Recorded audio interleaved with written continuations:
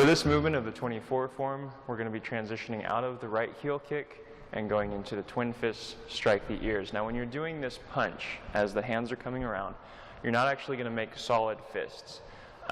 What you do is you hold your hand very similar to what one of the options was for single whip, where you could either stack the fingers or you could just round the hand.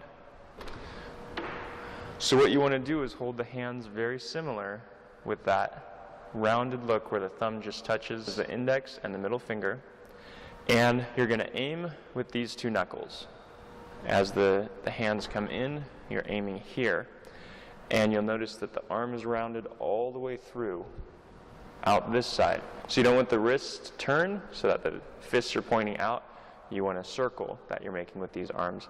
And you're aiming with these two knuckles, the index and the middle finger knuckles. There. Now the reason that you hold your hands like that, one is it allows you to keep your arms and your fists relaxed, so you can allow the energy to flow freely through your arms and you're not locking it up with a lot of extra tension. The other is that that's kind of a placeholder hand position. So whenever in Chinese martial arts you see the hand held like that, it's because there's a handful of different things that could be done with the hands there. For instance, you could just close the hands and aim with those first two knuckles, aiming for the temples. Or you could close the hands so that you're striking with the side to the ears, like you're boxing the ears. Or you can do like a phoenix eye strike, where you have your index finger extended, supported by the thumb, and when you do that strike, you're aiming for a pressure point, maybe behind the jaw, or still at the temple would be an option. So there's different things you can do with your hands for this strike, but it's a little easier to put your hands in kind of a neutral position so you can pick any of those depending on the situation, than to just train one and then maybe train another one the next time you train. It's better to just understand that you have all those options available as you do that. That way you can pick a better target in whatever situation you're in. Another thing that should be understood is that even though in the form we're using two hands, that doesn't mean that you would necessarily apply this with two hands. So if you had one hand free, maybe you're deflecting over here, you can strike with that one, then you can do that strike coming across, up high, or down low. And it turns into very similar to like a roundhouse, but it kind of depends on how your body's position changes in relation to your opponent. So as it's practiced in the form, it comes forward here. And that can be done here, releasing that rotation at the same time as they're coming in, coming from that back leg, as you come in for that strike. So you can get some good power out of it. You can do it with one arm, there as it comes out, twisting into it. Again, coming from the back leg, coming from the movement of the lower dantian into that strike. As always, I'm going to start as if I had started the form facing you. So I finished the right heel kick facing the left from the direction that I started the form. Here. Now what you're going to do is you're going to pull this leg in. You're going to turn your hips forward because they've turned to that 45-degree angle for this kick. So you're going to turn the hips forward, then step and shift. That's what the lower half does. What the upper half does is you push out with the kick, pull in. As you're turning the hips forward, you pull the hands in to either side of the hips, step, and then the hands circle around as you shift forward for that twin strikes to the opponent's ears. Once again, from the kick, pull the leg in, turn the hips forward. As you pull the hands in to either side of your hips, palms up, step forward, and as you shift, circle the arms around here. Now notice that these are about eye height or temple height as they come out, so it's not here. You want to bring it up so that you're aiming with these two knuckles right at your eye height. Another thing you want to be careful of when you get here is you don't want to build up a lot of extra tension in the shoulders. Keep them relaxed. Even though they roll and they kind of look like they're raising up, they're not raising up with tension. That's just body structure here. So there's a difference between this and this. They both reach the same spot, but one's more efficient than the other. So the right heel kick, bring the right foot in. I'm going to turn my hips forward to face you as I bring the hands in to either side. Step forward, gently touching with the heel. My hands circle around as I shift forward. Here.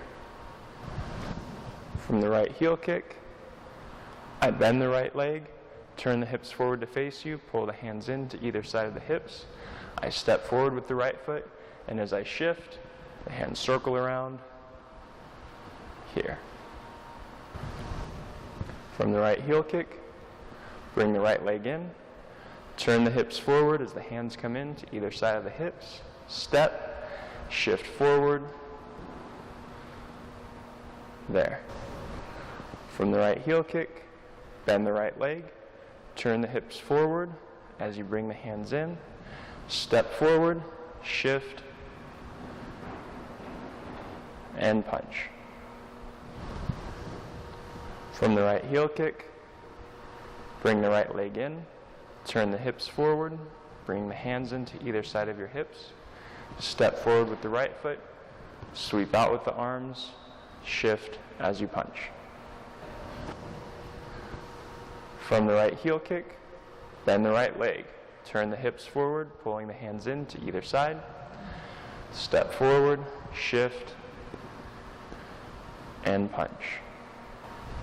Now, as you do this, you probably have noticed that it takes quite a bit of balance after you do that kick to just bring the leg in and turn without losing your balance, and then step from there. So if you have trouble with that spot, it's okay after you do the kick to bring the leg in and actually bring it down so it touches the floor gently to help you keep your balance, and then it would step out from there as you shift. So from the front, what that would look like is after your kick, you bring the foot in, and then you would just bring it down to gently touch the floor, turn the hips forward, circle the hands in, step out from there, and sweep the arms into the punch from there. So it's okay to set the foot down if you need to for balance. Obviously, the ideal way of doing it would be to keep the leg up and maintain your balance as you turn and shift. If that's a challenge for you right now, go ahead and set that foot down, do the turn that you need to, step from there. And then as you get more and more used to it, as your legs get stronger, as your balance improves, then you can work on leaving it up there as you turn and stepping from the raised leg instead of from it touching the floor. Well, that's all that there is to the twin fists. Strike the opponent's ears. Remember to keep those hands open and relaxed where they're making those circles instead of as closed fists. And remember that that stands for several different things that you can do with your hands rather than just punching or just boxing the ears. So do leave them open so that it's a reminder that you have options when you get to that move. Also, be careful about bringing the shoulders up. Make sure they stay relaxed. Be careful about bending the wrists out. You want to turn them so that you're making a circle out of your arms when you do that punch. And then you also want to make sure it's at the right height. So it's about eye height, your eye height, as the hands come in there. Thank you so much for watching.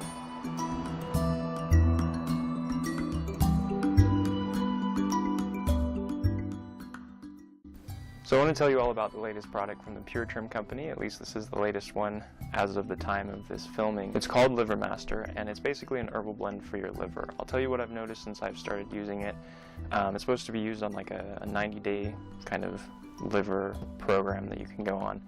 And what I've noticed is that I sleep better and my energy seems to be a little bit more even through the day instead of having a lot of peaks and valleys. It tends to just kind of carry through. So I don't know if you'll have the same experience, but it might be worth trying out. So you can find out more about Liver Master, what's in it, what it's used for, if you visit the website that's at the bottom of the screen. I hope you try it out, and I hope you learn to love it as much as I do. Check it out, Liver Master.